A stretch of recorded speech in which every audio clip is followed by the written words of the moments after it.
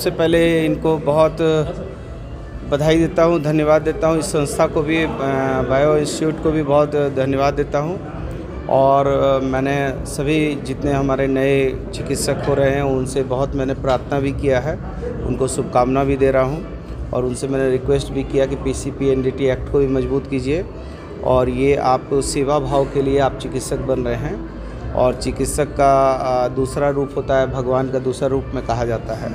इसलिए आपके बड़े गंभीर दायित्व हैं और आपके उज्जवल भविष्य की कामना करते हैं और उम्मीद करते हैं कि आप झारखंड में का नाम जो है पूरे देश के पैमाने पे ऊंचा करेंगे। सर गरीब बच्चे अगर नीट और इंजीनियरिंग की तैयारी करना चाहते हैं तो सरकार इसके लिए क्या पहल करेगी? देखिए, सरकार आप देख रहे हैं लगातार हम लोग 2 साल के कोविड के बाद भी लगातार नए नए इनोवेशन के साथ नई नई व्यवस्थाएं खड़ी करने का काम कर रहे हैं। और हम लगातार ये प्रयासरत हैं। अभी हम गए थे केंद्रीय स्वास्थ्य मंत्री जी से ही प्रार्थना किया कि हमारे पीजी और ये सब का जो है सीट सब जो है घटाया नहीं जाए। हम लगातार प्रयास कर रहे हैं और जो बच्चे उत्तीर्ण वगैरह हो रहे हैं उन लोगों का भी मनोबल ऊंचा कर रहे हैं। और जो अंतिम पायदान पे खड़े बच्चे हैं उनको कैसे करके राज्य सरकार उनको सुविधा देगी। आप देख रहे हैं कि अभी मुख्यमंत्री जी ने विदेश भेजने का भी कुछ बच्चों को काम किया है, कुछ को पुरस्कार भी दिया है। तो हम लोग लगे हुए हैं, राज्य सरकार पूरी गंभीरता से लगी है कि ज़्यादा से ज़्यादा डॉक्टर और ज़्यादा से ज़्यादा हमारा पैरामेडिकल स्टाफ बने। धरती पर डॉक्टर्स जो होते हैं वह भगवान का रूप माने जाते हैं और यहाँ पे डॉक्टर्स को क्रिएट कर रहे हैं रांची में बायोम के निदेशक हमारे साथ में पंकज जी उपस्थित है। हम उनसे पहले बात करेंगे और फिर जिन छात्रों ने इस बार नीट के एग्ज़ाम्स को क्वालिफाई किया है उनसे भी बात करेंगे। सबसे पहले पंकज जी, आपको ढेर सारी शुभकामनाएं। Thank you. क्या कहेंगे सर, आपके इतने सारे स्टूडेंट्स ने इस बार नीट के एग्ज़ाम्स क्लियर? तो बहुत प्राउड फील करते हैं क्योंकि ये बच्चे कल के दिन एक बहुत बड़े डॉक्टर बनने वाले हैं।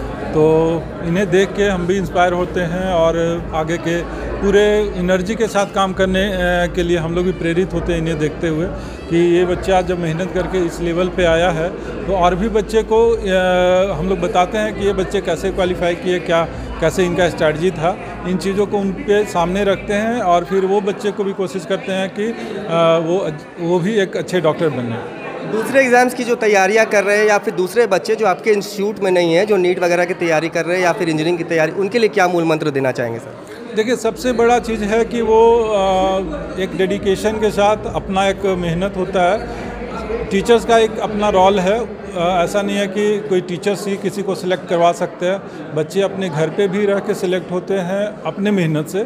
तो मेहनत करना तो पड़ेगा, बिना मेहनत का, बिना सेल्फ स्टडी के बिना कुछ भी संभव नहीं है।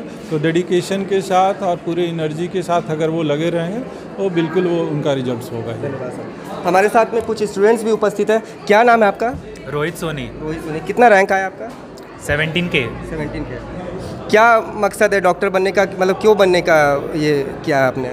सबसे पहले तो ये मेरा और मेरे मम्मी पापा का सपना था कि मैं डॉक्टर बनूं और उस सपने को साकार करने के लिए और साथ ही गरीबों और पेशेंट्स को देखना, उनका इलाज करना, लोगों को मरता हुआ ना छोड़ना, ये मेरा सबसे प्रथम कार्य होगा।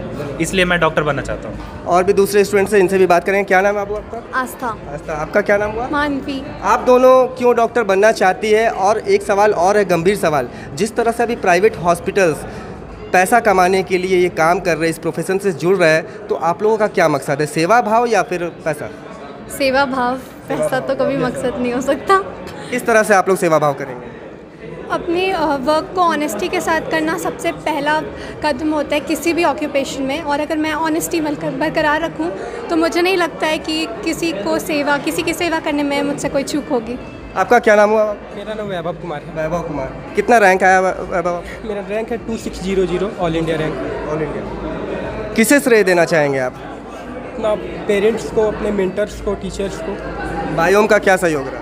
बहुत सारा सहयोग था। मतलब हम यहाँ से DLP लिए थे, यहाँ का मतलब टेस्ट सीरीज लिए थे और मतलब टीचर्स भी सपोर्टिव थे। क्या नाम हुआ आपका? इशिका साहू। कितना मेहनत किया आपने कि आप आज इस मुकाम पे पहुँच पाई?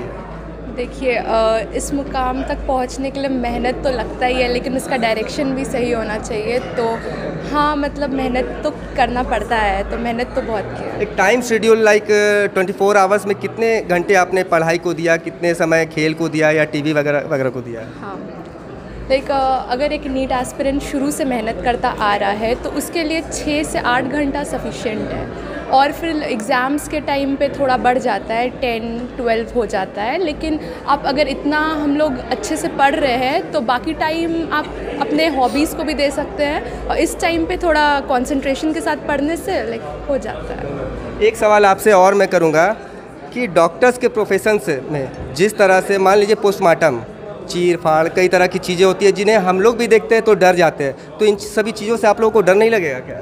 डर तो सभी को लगता है, लेकिन डर को ओवरकम करने का ही नाम डॉक्टर से जाना जाता है, और इसीलिए हम लोग डॉक्टर बनना चाहते हैं। चलिए, आप सभी को बहुत बहुत धन्यवाद। जितने भी बायोम के स्टूडेंट्स ने इस बार क्वालिफाई किया है नीट में, उन सभी छात्रों को द न्यूज़ मिर्ची परिवार की ओर से ढेर सारी शुभकामनाएं। ये भविष्य में आगे बहुत अच्छे डॉक्टर्स बने और लोगों की सेवा करें, और जिस तरह से प्राइवेट हॉस्पिटल्स इस समय उगाही का काम कर रहे हैं, वे ये सारे डॉक्टर्स जो है इन सभी चीज़ों से बचे रहे। धन्यवाद। सीधी और तीखी खबरों के लिए हमारे YouTube चैनल को सब्सक्राइब करें और नीचे दिए गए बेल आइकन को ज़रूर दबाएं। और साथ ही फेसबुक, इंस्टाग्राम, ट्विटर और हमारे वेबसाइट पे भी फॉलो